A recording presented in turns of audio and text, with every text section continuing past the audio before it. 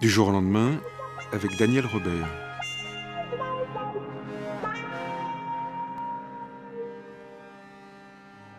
Daniel Robert a traduit du latin, présenté et annoté les Métamorphoses d'Ovide dans la collection Thésaurus chez Actes Sud.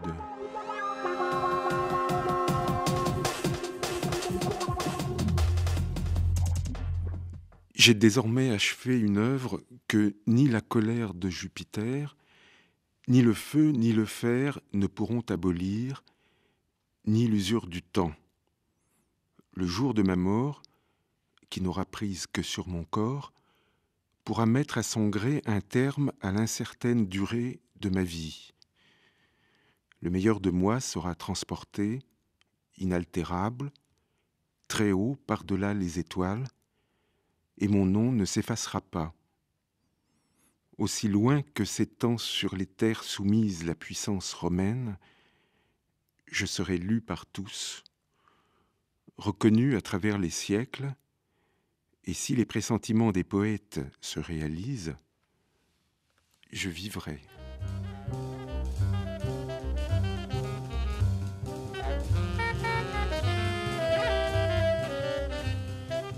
Alors ce soir, Daniel Robert, on va laisser tomber tous ces auteurs que vous nous avez permis de lire en français pour nous concentrer sur un seul, l'un d'entre eux, mais c'est sans doute pas le moindre, Ovide, puisque, comme je l'ai annoncé au début, c'est la traduction des Métamorphoses que vous proposez chez Actes Sud dans la collection Thésaurus, c'est-à-dire un livre qui fait... je n'ai pas regardé, mais avec les notes, pas loin de 750 pages, assez serré, ce qui suppose tout de même un travail qui ne s'est pas fait du jour au lendemain. Non, il m'a demandé 7 ans. 7 ans d'exigence, d'effort, certainement, beaucoup de bonheur aussi. Je dois dire que c'est un travail qui a été pour moi jubilatoire d'un bout à l'autre. Je n'en ai jamais senti la difficulté, bien qu'elle soit réelle, parce que au fur et à mesure de l'avancée dans le travail, je découvrais sans cesse de nouvelles richesses. Je pouvais revenir sur des passages déjà traduits pour les remanier à la lumière de ceux que j'étais en train de traduire, et ça m'a permis d'approfondir cette œuvre d'une manière extrêmement agréable et riche. Donc à aucun moment vous n'êtes tombé sur la difficulté irrémédiable qui fait qu'on a envie de tout abandonner? Non, à aucun moment. Alors, il faut rappeler que Ovide, c'est le dernier grand nom de l'âge d'or de la poésie latine, comme on l'appelle, qui correspond à peu près au 1er siècle avant Jésus-Christ, et qui a été un âge béni, puisqu'il a donné pas seulement cette œuvre-là, d'autres œuvres très importantes, comme celles de Lucrèce, de Catulle, de Properce, d'Horace, de Virgile, bref, de tous ces auteurs que nous lisons pratiquement tous les jours. Oui, c'est une œuvre considérable. C'est la plus longue œuvre de toute la littérature latine. Et ce n'est pas uniquement parce qu'elle est longue qu'elle est considérable, mais elle brasse tout un patrimoine, toute une masse de mythes et de récits qui nous apprennent au XXIe siècle encore beaucoup de choses. Donc il y a son inscription dans cette époque-là, qui est les débuts de notre ère, puisque elle a été écrite aux environs de 1 avant et après Jésus-Christ, donc il y a exactement 2000 ans. Et en dépit de ces 2000 ans d'existence, elle est toujours, comme Ovide le supposait et l'espérait, elle est toujours vivante. Et elle nous apprend toujours une foule de choses. Ovide, ce n'est pas seulement l'auteur des Métamorphoses, c'est l'auteur d'une œuvre très variée. Très variée, oui. Une œuvre lyrique d'abord, élégiaque, et également didactique d'une manière assez ironique et fantaisiste avec les phares ou l'art d'aimer, qui est un manuel de séduction à l'usage des hommes et des femmes. Également, il est l'auteur des fastes, c'est-à-dire un calendrier de toutes les fêtes religieuses de l'époque d'Auguste. d'un ouvrage épistolaire aussi, avec les héroïdes. Ce sont des lettres écrites par des héroïnes de la mythologie à leurs amants. Une correspondance fictive, voilà, un peu exactement. à la manière de Laclos, alors. Voilà, oui. Voilà, exactement. Et oui, il a donc une œuvre très, très vaste. Évidemment, les Métamorphoses, c'est son œuvre majeure. Je crois qu'il a aussi écrit un petit traité de pêche. Oui, c'est ça. Il nous apprend à prendre les grands poissons. On n'est pas certain de l'authenticité de l'ouvrage. On n'est pas sûr qu'il soit bien de lui. Mais il a écrit aussi un ouvrage très satirique qui s'appelle Ibis, contre un personnage dont on ignore le nom. Et puis des poèmes plus personnels. Et des poèmes, des amours, bien sûr, des poèmes élégiaques, tout à fait au début de sa carrière. Et l'ensemble de ces poèmes, vous le placez sous le signe du désir. Dites que le désir colore toute cette production. Oui. Oui, non seulement les amours, mais l'art d'aimer, bien sûr, mais bien sûr aussi les métamorphoses, puisque tous les mythes qu'il a choisis pour les inscrire dans cette œuvre sont des histoires d'amour, de haine, de trahison, de jalousie, entre les dieux et les hommes, entre les dieux entre eux, ou les hommes entre eux, ou dans leur rapport les uns avec les autres. Il faut savoir que sous le principat d'Auguste, c'était pas sans risque de jouer avec le désir. Sans doute. Il a été exilé en l'an 8 de notre ère, sous le prétexte que l'art d'aimer était un ouvrage licencieux. Ce n'est qu'un prétexte. Ça, je crois que maintenant tout le monde en est convaincu. Les véritables motifs de cet exil ne sont pas connus, les éléments très précis, mais il est très certain, pour moi, que Ovide a été, aux yeux du pouvoir, un élément dissident, un élément dangereux, subversif. Et il a été envoyé dans la Sibérie de l'époque, c'est-à-dire sur les bords de la mer Noire, aux confins extrêmes de l'Empire. C'est ça, à Tome, qui est l'actuelle Constanza. Il n'en est jamais revenu. Il n'en est jamais revenu. Il a supplié Auguste de lui pardonner sa faute, dont il ne dit jamais ce qu'elle est. Il a, à la mort d'Auguste, supplié aussi Tibère, son successeur, de le faire rentrer à Rome. Et Tibère a adopté la même attitude que Auguste et a toujours refusé. Même ses cendres n'ont pas été ramenées. Il y a eu l'art d'aimer, donc considéré comme un ouvrage licencieux, immoral en tout cas, dangereux sans doute pour la jeunesse, mais avant il y avait eu Amour, oui. Qui a été publié plus tard, 10 ans plus tard je crois, oui. Mais écrit avant et qui aurait pu encourir les mêmes reproches. Peut-être pas, parce que ce sont des poèmes qu'il adresse à une femme fictive qui appelle Corinne, dans lesquels il exprime la douleur d'aimer, mais il n'y a pas le côté un petit peu sardonique, sarcastique qu'on peut voir dans l'art d'aimer. Mais encore une fois, le caractère licencieux de l'art d'aimer est vraiment très relatif. Il y avait à son époque des écrivains qui étaient aussi licencieux que lui, Tibulle par exemple, et ils n'ont pas été inquiétés. Catulle, auparavant, plusieurs années auparavant, bien plus encore. Donc ce n'est pas tellement sur ce plan-là qu'il a pu inquiéter le pouvoir, mais dans la mesure où il parlait en individualiste dans une époque où le pouvoir avait à cœur de rassembler le peuple romain sous un ensemble de lois très sévères, sociales, morales, religieuses, de manière à restaurer un ordre qui avait disparu sous la République. Or, Ovide, dans ce schéma-là, il est marginal, il est dissident, parce que lui, il clame la toute-puissance de l'individu. Mais ce qu'il exprime dans Amour, est-ce que c'est pas d'abord sa passion du langage ? Oui, dans toute son œuvre d'ailleurs, oui.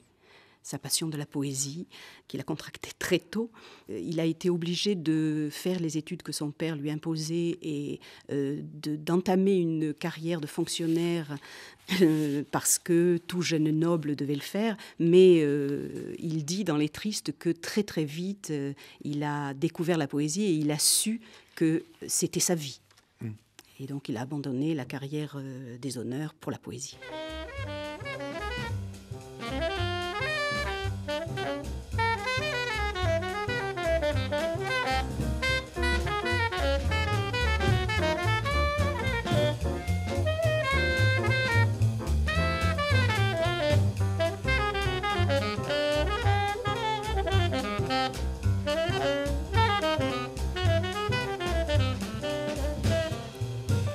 Vous disiez, Daniel Robert, qu'il ne vous a pas fallu moins de 7 années pour traduire les Métamorphoses d'Ovide, et on comprend pourquoi, parce que quand on compte les vers, il y en a 11 996. Oui. 11 996 vers répartis en 15 livres, ce qui est quand même très long.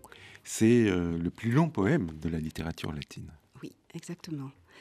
Ce qui m'a intéressée dans ce travail, c'était d'essayer de retrouver le souffle poétique, le rythme du vers latin à travers la traduction française. Parce que j'ai toujours déploré que la tradition française de la traduction du latin ne soit pas du tout orientée vers la traduction en vers, vers la poésie telle qu'elle doit être lorsqu'elle a été écrite au départ en vers. Et j'ai toujours regretté que les traductions qui étaient offertes soient un peu décharnées dans la mesure où elles ne restituaient que le contenu de l'œuvre, les histoires, les fables racontées par Ovide, mais tout ce qui était de l'ordre de la magie verbale disparaissait. Donc, je me suis attelée à ce travail en me disant que j'allais essayer de retrouver la violence, la douceur, la puissance lyrique, si je le pouvais, du poète. Oui, mais vous parliez tout à l'heure de jubilation et vous nous laissiez presque entendre que la traduction des Métamorphoses était pour vous comme un jeu d'enfant. Et pourtant, c'est une œuvre quand même assez complexe. Oui, très complexe. Non, ce n'est pas un jeu d'enfant, c'est une œuvre très difficile à aborder, bien sûr. Mais il y a une disposition d'esprit qu'il faut tenter d'acquérir. Et moi, pour me mettre vraiment dans l'esprit du texte, je l'ai lu à haute voix. À plusieurs reprises, j'ai lu des extraits en latin à haute voix, pas forcément en scandant tous les vers, mais à la française, pour essayer d'entendre le phrasé musical. Et à partir de là, j'ai essayé de trouver comment le rendre en vers français. Parce que je revendique pleinement le fait qu'il s'agit de vers. Contrairement, par exemple, à une traductrice que j'estime beaucoup, qui est José Cany-Turpin, qui a fait une très très belle traduction du De Rerum Natura, mais qui dit, elle, utiliser de la prose rythmée.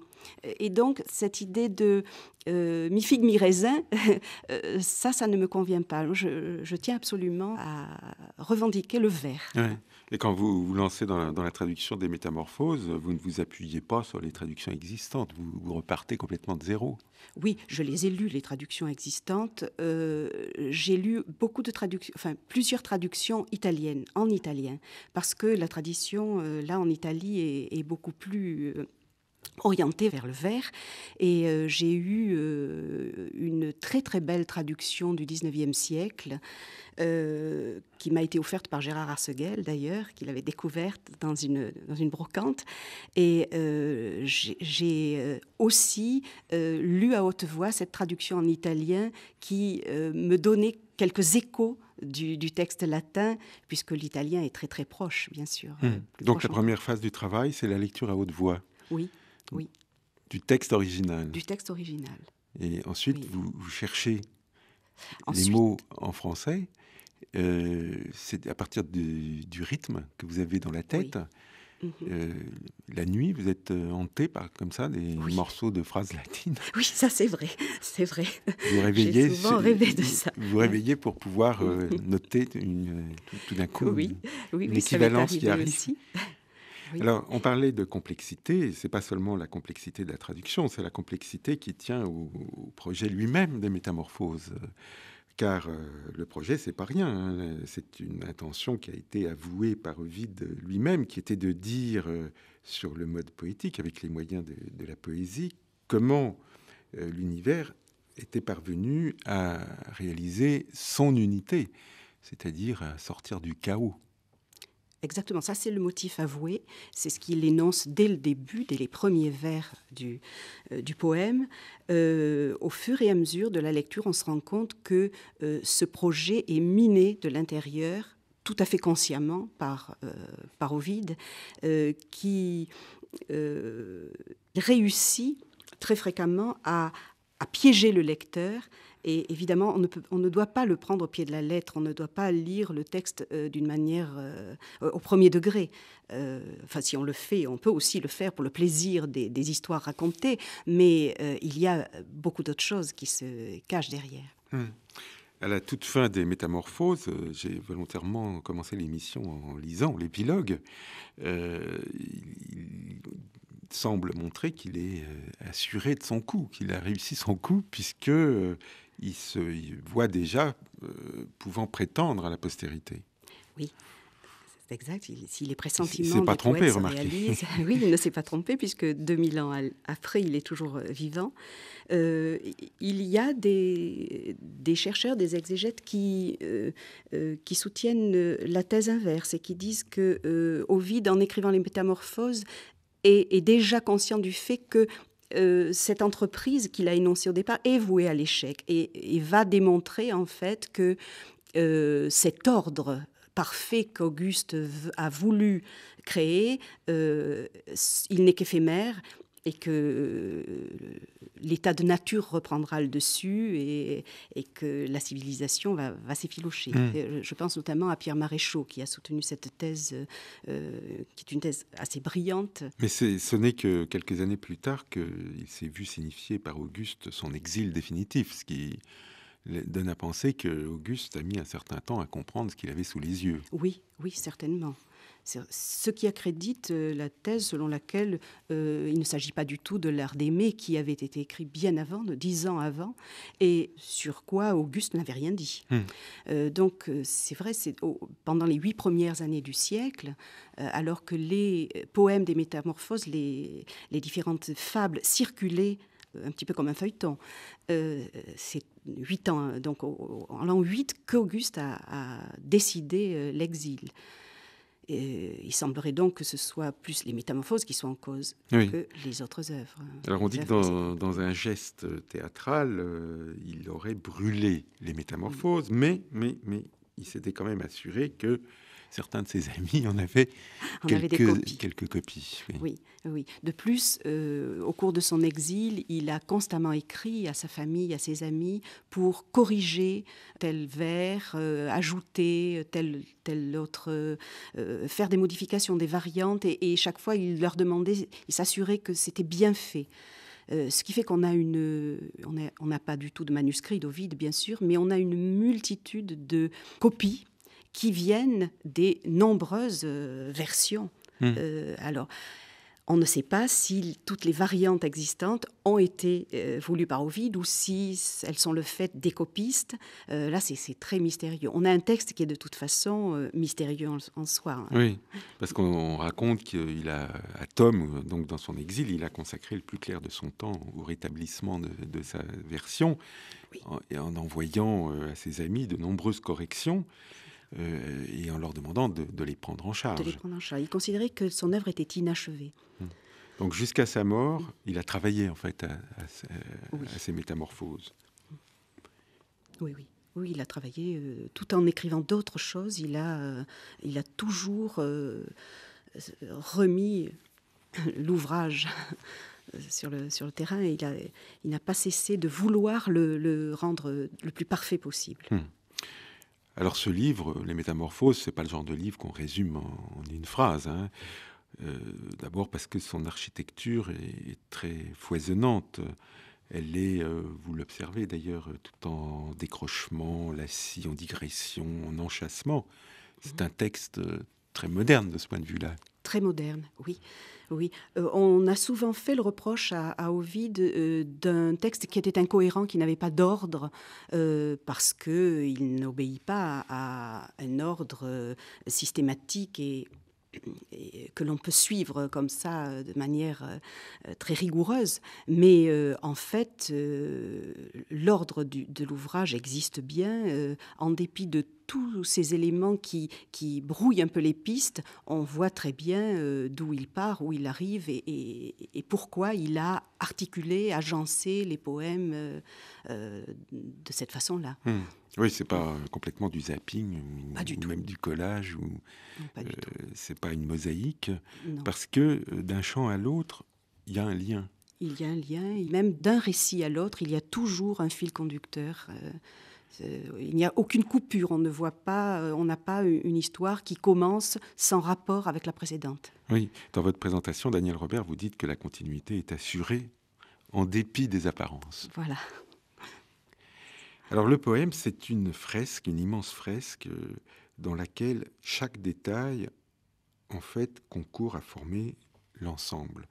Et vous insistez beaucoup sur cette idée de détail, en faisant référence à Daniel Arras. Oui, et à la définition qu'il donne du détail à partir de la langue italienne qui utilise deux mots distincts, alors que nous n'en avons qu'un, particolare et dettaglio.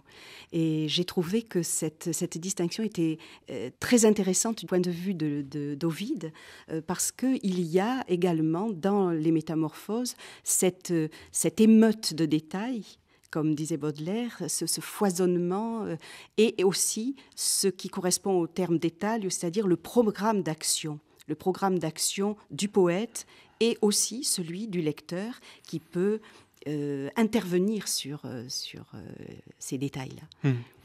Alors il y a encore une chose dont nous n'avons pas parlé, c'est le titre. Comment le comprendre, ce titre, Les Métamorphoses ?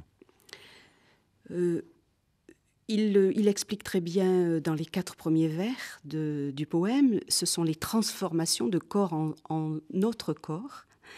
Il emprunte probablement, même très certainement, ceci à Pythagore et à la pensée qui était très vivace à l'époque.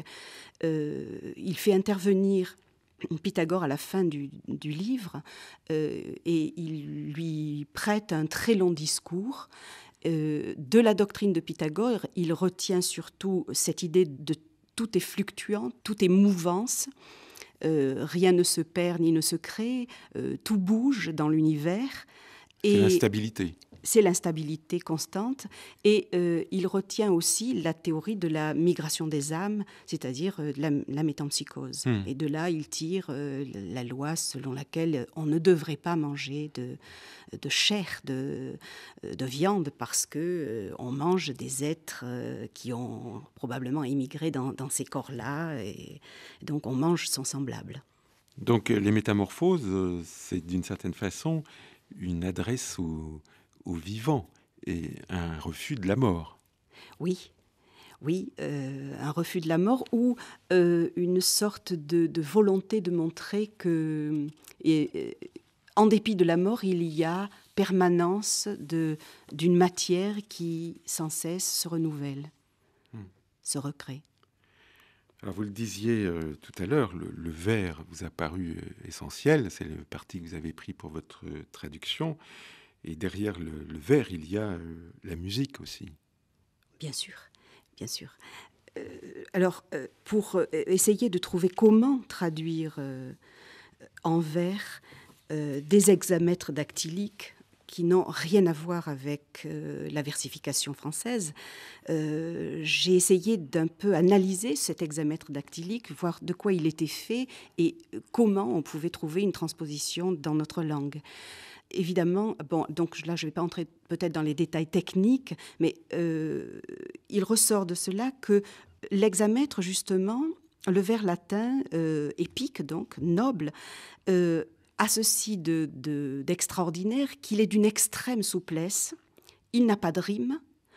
Il a un nombre de syllabes qui peut varier de 13 à 17, et une césure qui est mouvante, et des coupes secondaires qui fluctuent également. Donc, cette souplesse qui est liée au fait que la langue latine est scandée avec des longues et des brèves, ce que nous n'avons pas, elle m'a permis de chercher un vers qui ne soit pas dans un système métrique rigide, c'est-à-dire un décasyllabe, un alexandrin ou autre vers dont le nombre de syllabes serait toujours le même, d'éliminer la rime et de me laisser porter par la musique du vers latin pour la transposer dans la langue française, tout en sachant qu'il ne s'agit pas de jouer sur des longues et des brèves, mais sur notre propre respiration. Et quand on vous lit, on comprend comment la traduction peut être un acte d'écriture.